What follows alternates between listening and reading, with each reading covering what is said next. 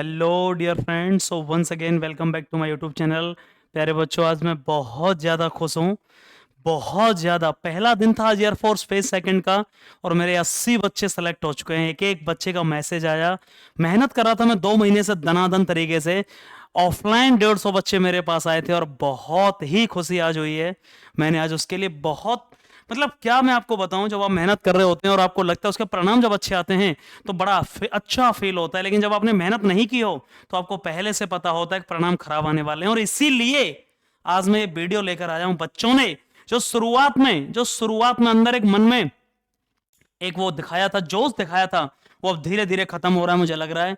Intake 01 2025, मुझे ज्यादा से ज्यादा कमेंट चाहिए गर्ल्स एंड बॉयज के। शेर और शेरनियां सभी कमेंट करेंगे इस वीडियो पर भाई, और लिखेंगे कि सर अभी जोश कम नहीं हुआ है, हम लगे हुए हैं। और इस वीडियो से कितने बच्चों को मोटिवेशन मिलेगा मुझे प्लीज एक बार बताइए। एयरफोर्स 01 2025 है, लास्ट 45 दिन बचे हुए हैं। और क्या करना चाहिए सर, अब मैं क्या करूं कि 100% एग्जाम क्लियर हो जाए। और सर 2025 से भाई 50% परमानेंट कंफर्म हो जाएंगे। कौशल वीर योजना आप कह सकते हैं इसका एक अलग स्टेप था।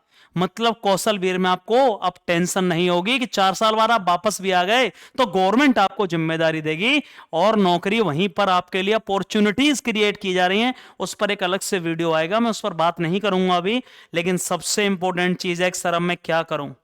नेगेटिविटी आ रही है, दिमाग काफी कंफ्यूज हो चुका है सर, कभी कभी मन नहीं लगता। और अब क्या करना चाहिए कि मैं कंफ्यूज हूं, बहुत ज्यादा कंफ्यूज हो चुका हूं। 17 मार्च को एग्जाम है, क्या करना चाहिए। 17 मार्च को एग्जाम है, हम किस इनटेक की बात कर रहे हैं आपको ये बात पता चल गई होगी। सर 01 का एयरफोर्स का इनटेक है, एयरफोर्स 01 2025 का इनटेक है। एग्जाम होने वाला है प्यारे बच्चे। बहुत दुख की बात क्या है कि लास्ट के 45 दिन हैं और बच्चों का जो जोश पहले था, और कुछ बच्चों ने बोला कि सर अब मुझे डर लग रहा है, वो कम होता जा रहा है। ये कम क्यों हो रहा है इसका रीजन बताऊंगा मैं। ऐसा नहीं है, कम नहीं होना चाहिए था और नहीं होता। यदि आपने अपने हालात देखे होते, आपने अपने माँ बाप के हालात देखे होते, बट आपने उसको इग्नोर कर दिया है। केवल फेसबुक इंस्टाग्राम पर रील्स देखने से आप 2 साल पहले भी रील्स देख रहे थे और आज भी वही काम कर रहे हैं। क्या कोई अर्निंग उससे हुई? यार कोई भी काम आप केवल समय पास करने के लिए कर रहे हैं तो आगे चलकर वो समय आपके लिए बहुत खतरनाक बना देगा। इस बात को याद रखिएगा। मैं बार बार आपसे कहता हूं। एक मुझे याद आ रही है यहां पर एक एक कहावत कह लो या उसको कह लो, कोट से याद आ रहा है।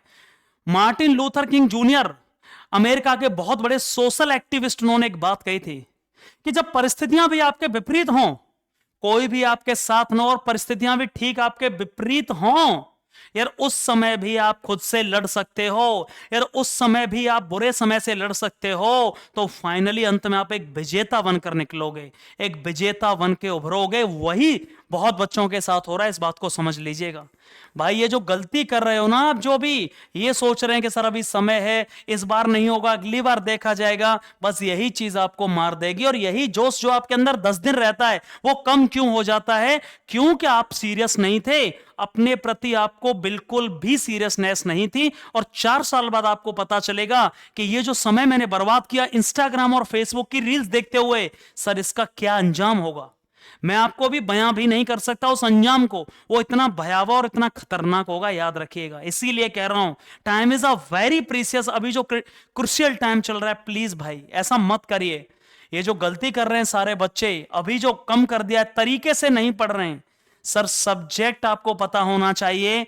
मैथ है, टेक्निकल में रागा, नॉन टेक्निकल इंग्लिश, दोनों में कॉमन एक सब्जेक्ट और फिजिक्स आनी है। भाई जो पोर्शन आपका कमजोर है उस पर फोकस करिए। मैथ स्कोरिंग सब्जेक्ट है तो इसको और ज्यादा बढ़िया करिए, अच्छा स्कोर लाया जा सके। 25 क्वेश्चन आएंगे टेक्निकल में। रागा टाइम मैनेजमेंट है, बहुत ज्यादा टाइम मांगता है।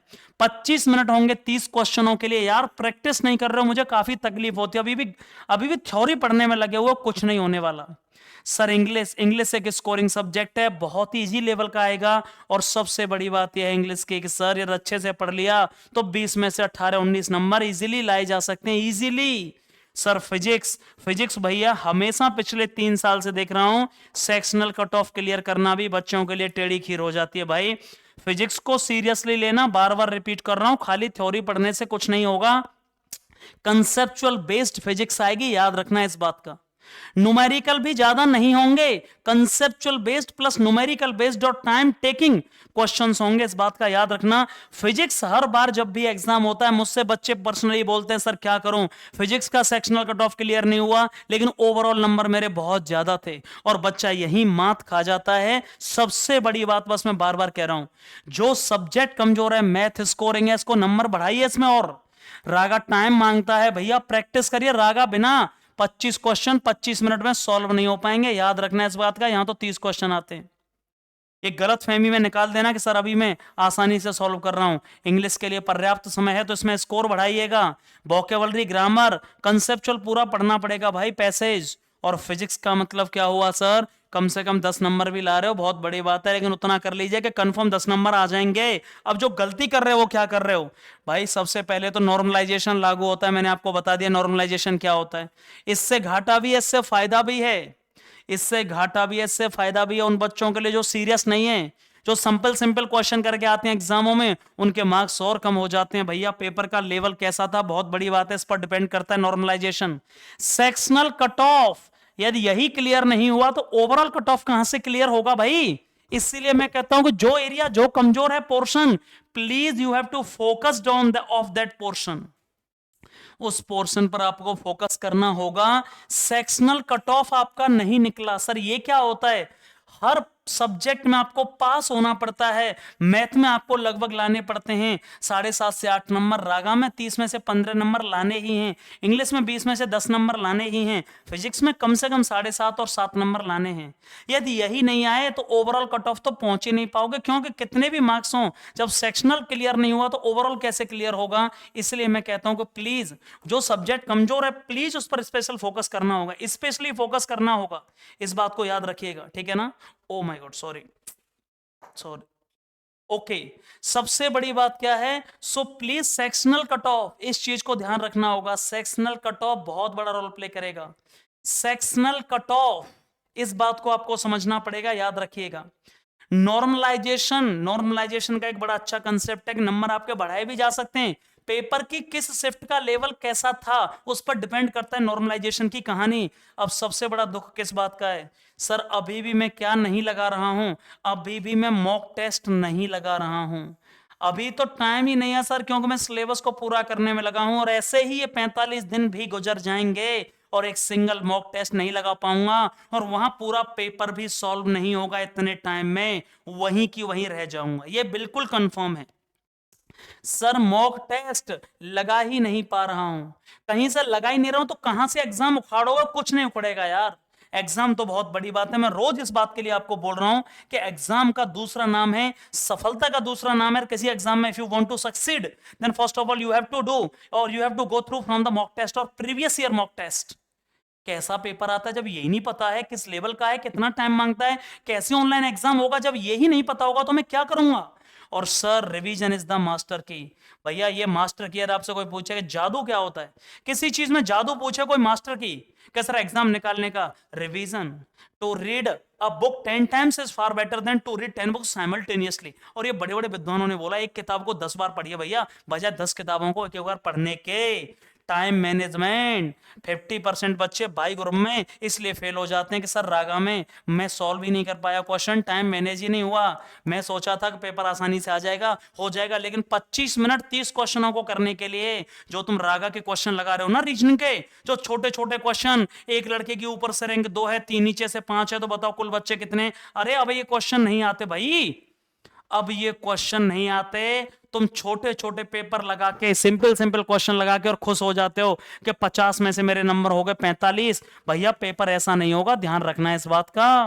कट ऑफ क्लियर करने के लिए, कट ऑफ क्लियर करने के लिए आपको सेक्शनल कट ऑफ भी करना है क्लियर, हर सब्जेक्ट में भी पास होना जरूरी है, ओवरऑल कट ऑफ भी क्लियर करना होगा, और वो भी नॉर्मलाइज्ड जो कट ऑफ होगी उसको क्लियर करना होगा।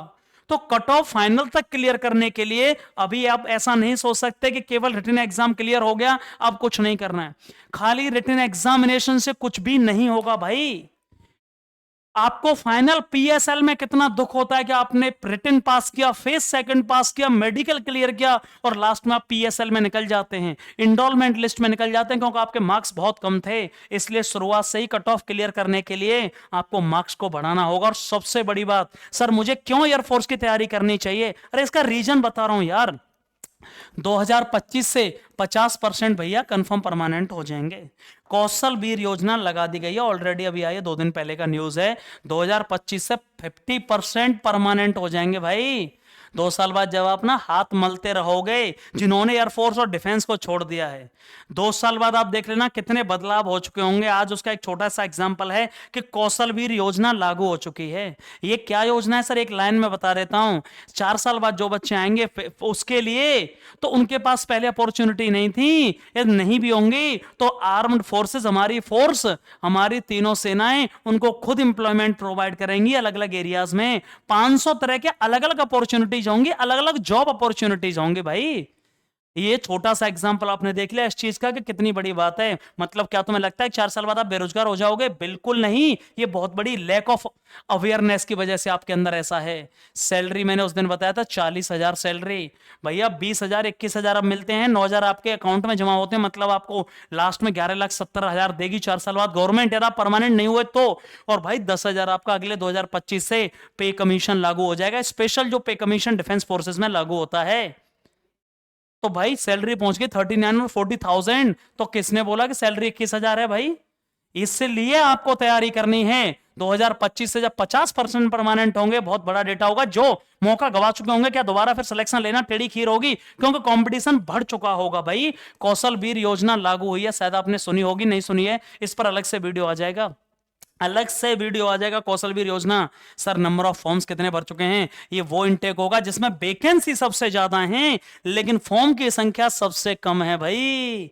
ये वो इनटेक होगा जिसमें वैकेंसी सबसे ज्यादा है लेकिन फॉर्म की संख्या सबसे कम होगी।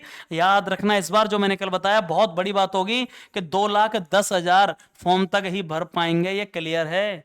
2 लाख और 2,10,000 फॉर्म तक ही भर पाएंगे। मुझे लगता है जो इससे ज्यादा फॉर्म पॉसिबल नहीं है। इतने कम फॉर्म कम ही नहीं भरे गए। और सर गर्ल्स, ये बताइएगा सर, मैक्सिमम 200-250 वैकेंसी इस बार गर्ल्स की, 250 वैकेंसी हैं, जो कि कभी नहीं। पहले इनटेक में 153 वैकेंसी, दूसरे में 176, तीसरे में 100, लगभग 80-85 के आसपास वो हुआ है। और भैया ये चौथा जो इनटेक है गर्ल्स का, याद रखना यहां मैक्सिमम वैकेंसी है। बॉयज की वैकेंसी मैंने बता चुका हूं 2024 को जोड़ के और 2025 इनटेक को जोड़ के, और ये मैक्सिमम वैकेंसी होंगी बॉयज की, याद रखिएगा। बॉयज की जो वैकेंसी होंगी वो मैक्सिमम होंगी 7,7500 प्लस वैकेंसी 2024 का सेकंड इनटेक और 2025 का फर्स्ट इनटेक उनको जोड़ दिया जाए तो। इंस्टाग्राम की रील्स, फेसबुक की रील्स चलाते रहिए, जिंदगी को बर्बाद करने का सबसे बेस्ट तरीका है। यदि आप चाहते हैं कि सर जिंदगी को कैसे बर्बाद किया जाए, तो भाई घर पड़े पड़े और मोबाइल पर डेटा ऑन करके, ठीक है ना, हर मंथ डेटा वेस्ट करिए और रील्स देखते रहिए पूरे दिन। केवल रील्स देखते रहिए। पिछले 2 साल से यही कर रहे हो, 10 पैसे मोबाइल से नहीं कमाए हैं। अरे उनसे सीखो यार, रील्स बनाने वालों से, कितनी मेहनत कर रहे हैं वो और करोड़ों में खेल रहे हैं। और एक तुम लोग हो, शर्म नाम की चीज नहीं है। सर इंस्टाग्राम और फेसबुक की रील्स देखना बंद करो भाई। 45 दिन बचे हैं, 45 दिन। कुछ की जिंदगी चेंज हो जाएगी 45 दिन बाद और कुछ उसी अंधेरे में जी रहे होंगे। 45 दिन में कुछ की जिंदगी चेंज हो जाएगी और कुछ उसी अंधेरे में जिएंगे, उसी तरीके से जी रहे होंगे, याद रखिएगा। इसीलिए मैं हर बार कहता हूं कि भाई मौके बार बार नहीं आते हैं, बार बार कोई मौका नहीं आएगा। और भैया इस बार रिकॉर्ड तोड़ दिया है, इस बार रिकॉर्ड टूट गया है। सुधीर डिफेंस एकेडमी के एक दिन में 80 बच्चे फेज सेकंड में क्लियर हुए हैं। 80 से ज्यादा आपको बता नहीं सकता किस लेवल की खुशी है। फेज सेकंड की गारंटी 17 मार्च के बाद 25 मार्च तक एग्जाम है और 26 मार्च को सुधीर डिफेंस एकेडमी पहुंच जाइए। फेज सेकंड की गारंटी मेरी होगी, आपको 140 नंबर दूंगा इस बार। और 80 बच्चे अभी तक क्लियर कर चुके हैं और आगे जाके मुझे नहीं लगता कि इस बार 5 बच्चे भी फेल होंगे। ये बहुत बड़ी उपलब्धि है मेरे लिए, क्योंकि मैंने 2 महीने से उन बच्चों के साथ दिन रात एक किया है। प्यारे बच्चों, दिन रात एक किया है। फेज सेकंड की और मेडिकल की गारंटी मेरी होगी। रिटन एग्जामिनेशन आप निकाल लीजिएगा। किसी भी तरह की आपको क्वेरी है, कोई भी मेरी बात बुरी लगी है, मैं उसके लिए तहे दिल से माफी मांगता हूं, लेकिन मेरा वर्चस्व है, मेरा अधिकार है, मेरी ये जिम्मेवारी है। आपसे जब मैं कनेक्टेड हूं तो आपको बिल्कुल टाइम टू टाइम अपडेट करूंगा, टाइम टू टाइम मोटिवेट करूंगा, टाइम टू टाइम बताऊंगा कि आप कहां भटक रहे हैं, कहां गलती करते जा रहे हैं।